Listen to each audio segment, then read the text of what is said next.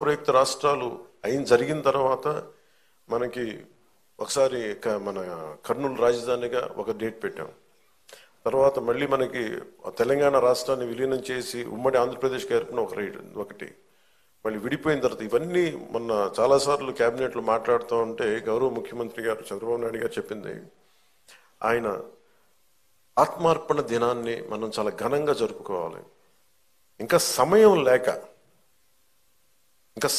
లేక ఇక్కడ మన తుమ్మలపల్లి కళాక్షేత్రం జరుపుకోవాల్సి వచ్చింది. లేదంటే ముఖ్యమంత్రి గారి మనసులో చాలా భారీగా ఇదో జరుపుకోవాలి, సరిపోవట్లేదు, ఒక్కసారికి ఇలా చేద్దాం, కానీ తర్వాత చాలా గొప్పగా చేద్దాం, దీన్ని అందరూ రాష్ట్రం గుర్తుండిపోవాలి.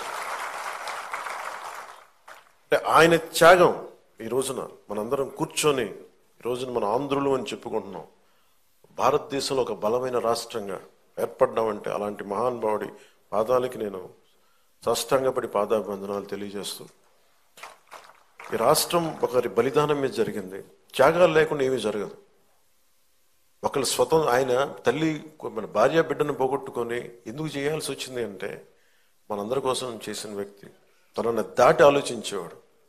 తన కుటుంబం కాదు, ఇది నా కుటుంబం అని జగమంతా తన కుటుంబం అనుకున్న మహానుభావుడే. తనను దాటి ఆలోచిస్తేనే మహానాయకుడు అవుతాడు.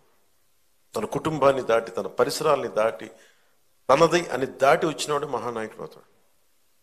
అలాగే ఈరోజు మనకి ఆయన స్ఫూర్తిని మాకు క్యాబినెట్లో వివరించి చెప్పి మమ్మల్ని అందరినీ ఉత్తేజపరిచి ఆయన చేసిన త్యాగాల్ని మాకొకసారి మరోమారు గుర్తు చేసి, మా అందరికీ ఒక బాధ్యతని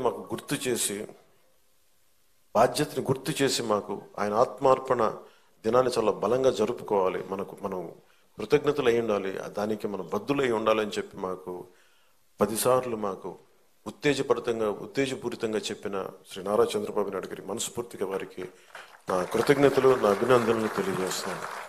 ఎందుకంటే కంటిన్యూటీ ఆఫ్ మెమరీ లేకపోతే ఏమైపోద్దంటే తల్లిదండ్రులు కూడా మర్చిపోతాము. అలాంటిది ఈరోజు ఎందుకు జరుపుకోవాలంటే ప్రతిరోజు మనం గుర్తు పెట్టుకోవాలి. నేను ఈరోజు అన్నం తింటున్నాను, నేను ఒక పదవి వచ్చింది, నేను ఒక ఉద్యోగం చేస్తున్నాను, భాషా ప్రయుక్త రాష్ట్రాలు వచ్చినాయి అంటే ఆయన బలిదానం వల్ల. అది గుర్తుపెట్టుకోవడానికి ఇలాంటి సంస్మరణ దినాలు చాలా అవసరం గుర్తుపెట్టుకోవడానికి.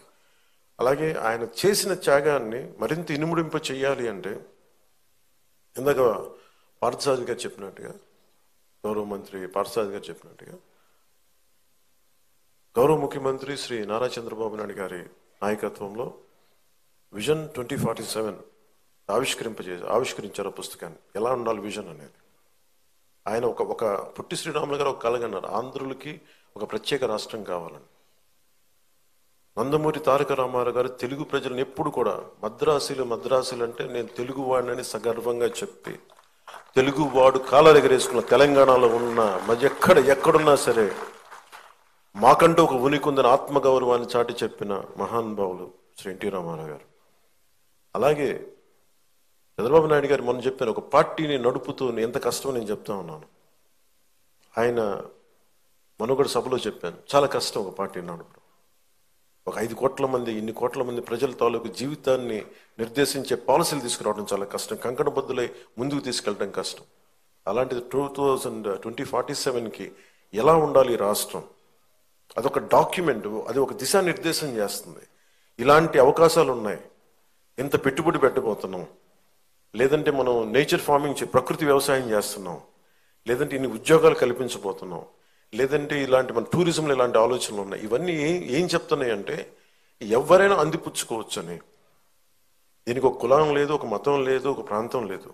ఏ జిల్లాలైనా సరే, మనకున్న 26 జిల్లాల్లో కూడా కులానికి, మతానికి, ప్రాంతం లేకుండా ఎవరి సమర్థత ప్రతిభ మీరు పెంపొందించుకుంటే ఈ అభివృద్ధిలో భాగస్వామ్యం కావచ్చని చెప్పేదే డాక్యుమెంట్. అది దానికి ఎవరు విమర్శిస్తున్నారని ఎవరన్నా నాకు అనుకుంటే ఇలాగే విమర్శించారు ఆయన. 1990లో కూడా విజన్ 2020 ఏంటి అర్థం లేదనేది. అందరికీ కనిపిస్తే వాళ్ళు మహానాయకులు ఎందుకు అవుతారు? ఆయనకి కనిపించింది రాళ్లలో రప్పలో ఒక మహానగరాన్ని, సైబరాబాద్ వచ్చింది, దానిలో కొన్ని లక్షల మంది. మన రాష్ట్ర విభజనకి సర్ప్లస్ బడ్జెట్ వచ్చేంత స్థాయికి ఒక క్యాపిటల్ పట్టుకెళ్ళింది. అలాంటిది ఆయన మళ్ళీ ఈ 24 కూర్చొని రేయింబవళ్ళు కష్టపడి అందరి సలహాలు సూచనలు తీసుకొని 2047 విజన్ డాక్యుమెంట్ని తీసుకెళ్ళి అది సంపూర్ణంగా మనందరం చెయ్య కలిపి కులాలకి, మతాలకి, ప్రాంతాలకి అతీతంగా తీసుకెళ్తే అది $2.2 ట్రిలియన్ ఎకానమీగా అది ముందుకెళ్తే ఆ రోజు పొట్టి శ్రీరాములు గారికి సాధించిన ఆయన బలిదానానికి నిజంగా నివాళి ఏర్పాటు చేసినట్టు అవుద్ది. మనందరం కంకణబద్ధులై ఉందాం. అలాగే నా వైపు నుంచి సంపూర్ణంగా ఆయన స్ఫూర్తిని అలాగే విజన్ 2047ని ముందుకు తీసుకెళ్ళడానికి కంకణబద్ధులై ఉంటాం. ముందుగా కమిటెడ్గా ఉంటాం తెలియజేసుకుంటాం.